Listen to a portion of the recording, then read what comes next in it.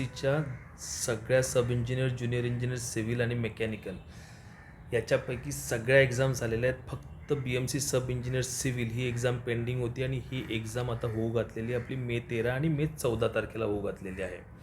पण ही एक्झाम जेव्हा होत असेल त्याच्या आधी रिसेंटली आता बी एम सीची ग्रुप एची एक्झाम ही 7 मेला झालेली आहे आणि 7 मेला ही जी एक्झाम झाली या एक्झामसाठी ज्या लोकांनी exambabu.in या वेबसाईटवरून मॉक टेस्ट अटेम्प्ट केलेल्या आहेत त्याचा सगळ्यात जास्त बेनिफिट त्या मुलांना झालेला आहे ज्यांनी त्या मॉक टेस्ट अटेम्प्ट केलेल्या आहेत.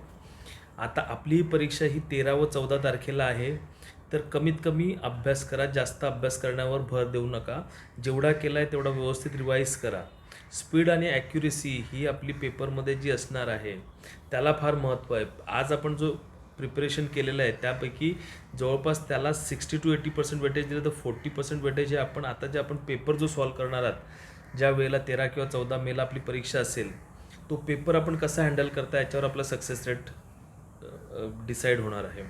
जर सगळ्याच मुलांनी जर सारखं प्रिपरेशन केलेलं आहे त्यामध्ये जे मुलं 13 आणि 14 तारखेला आपला पेपर व्यवस्थित सॉल्व करतील त्यांचे सिलेक्ट होण्याचे चान्सेस जास्त असतील. आपल्याला जर आपल्या चुका कमी करायच्या असेल तर आपल्याला मॉक टेस्ट ही अपियर करणं फार गरजेचं आहे.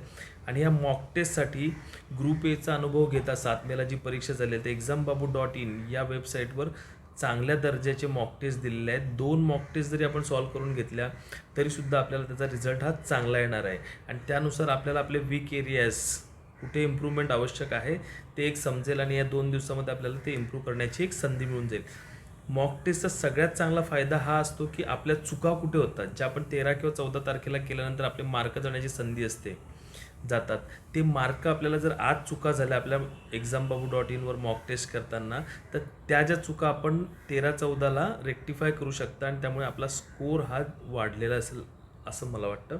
तर आपण exambabu.in या वेबसाईटला व्हिजिट करा, मॉक टेस्ट सॉल्व करा आणि आपले जे कुठले वीक एरियाज असेल त्याला इम्प्रूव्ह करा. स्ट्रेंथ आहे ती मेंटेन करा.